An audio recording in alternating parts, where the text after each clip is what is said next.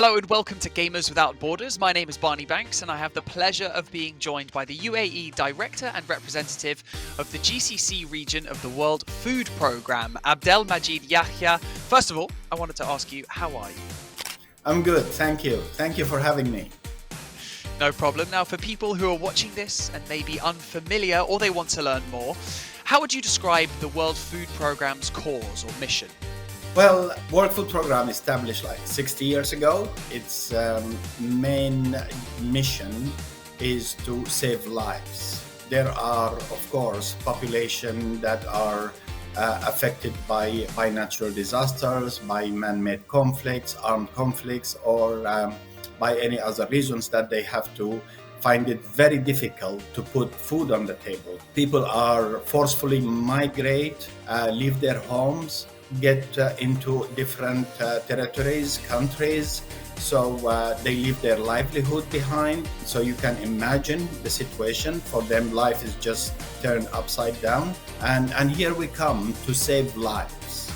And this is constitute today maybe 80% of our work around the world, because unfortunately, as you see, armed conflicts are almost everywhere, in every continent, in Africa, in the Middle East, in Asia. Climate shocks also are becoming increasingly more like affecting the population that we serve, be it in the Horn of Africa. You have Somalia, 6.5 million people. They have to move because lack of rain for many years now, force them to move. The same situation in the Sahel. So this is where we come and save lives. But there is the 20% also of our job that we do is actually to change their lives so that they can stand up again and help themselves and feed themselves.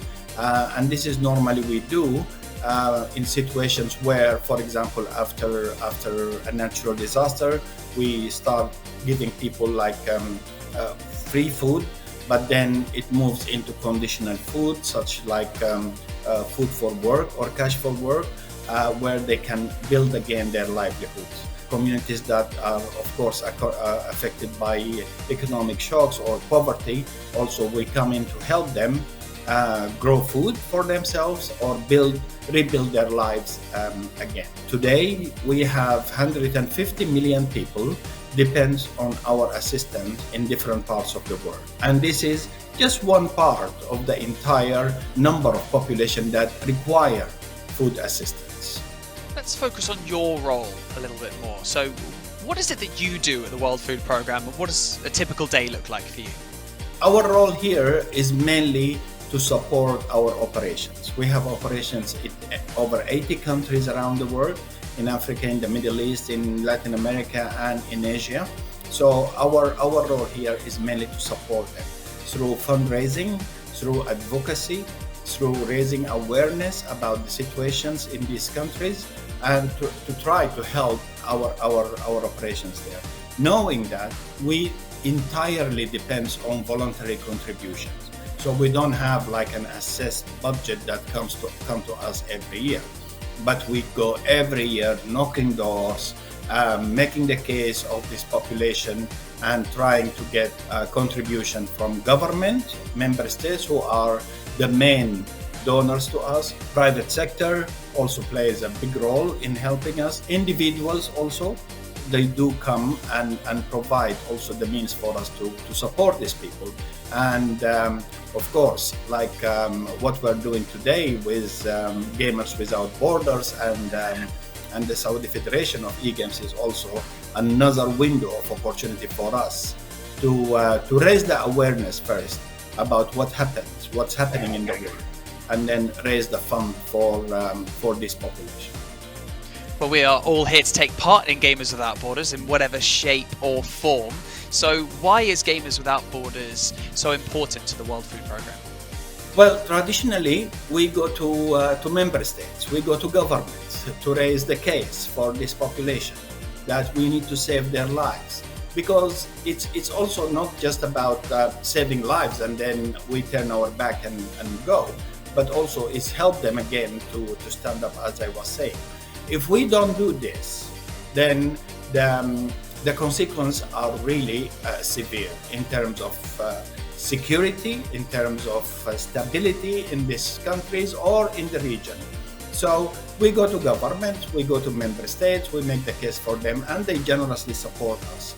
The more we engage with players or the other type of sectors of the population, the more we are raising awareness about these people. It's more about advocacy. So we see this partnership is important for us because it's a new sector that we haven't worked with before, and even the e-gamers themselves, to know about what we do, to know about the fate of this population is something that is very important.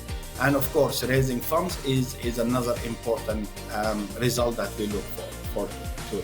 Each year, the focus of Gamers Without Borders, it changes to channel its efforts into more specific areas of humanitarian aid. So in 2021, it was PPE and supplies due to COVID.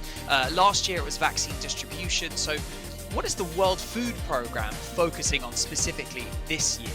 The focus is everywhere. We are facing severe fund shortage in many parts of the world. We are, for example, I tell you about Syria. Syria, we are feeding 5.5 million Syrians that they depend on our assistance for the last 12 or 13 years since the war started. Today, we are cutting that number. We are first reducing the amount of food that we give them, and then we are cutting, we will be forced to cut the numbers of the population that we can serve. Similarly, we are doing the same in Palestine. 375,000 people depends on WFP assistance. We are reducing, and then by August, we will suspend entirely the operation if we don't get money. We are doing the same thing is happening in Afghanistan. Same thing is happening in Yemen. Same thing is happening in Ethiopia, in South Sudan. Today we have Sudan also, the crisis in Sudan, which we expect to raise funds to be able to help 15 million people in Sudan. And you still have the Sahel in Africa. You still have the Latin America. So our focus is in everywhere around the world where we can actually save lives. Because if we stop, then you can imagine what's the consequences of that. First, maybe this population will start moving. They look for, and this is natural, every human would do the same, moving, looking for to feed themselves. They will start crossing borders. They will start migrating. Instability will start also. So the consequences are not just people dying, it's beyond that, it's bigger than that. So the focus is everywhere. As gamers, over here, a lot of the things that we tend to focus on is competition.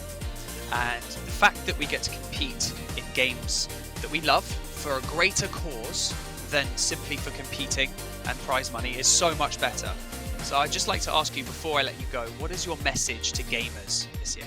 Well, first, we're very happy to be part of this year, even if at the end of the day, there is no fund raised for the World Food Programme. You decided to give it to somewhere else. It's still helping, because be it for World Food Programme or be it for other actors there, we work together. So if an organization needs to provide shelter, okay, shelter for them is also important, is equally important. But the most important things I think we get out of this is, first, we thank you. We thank you for listening to us.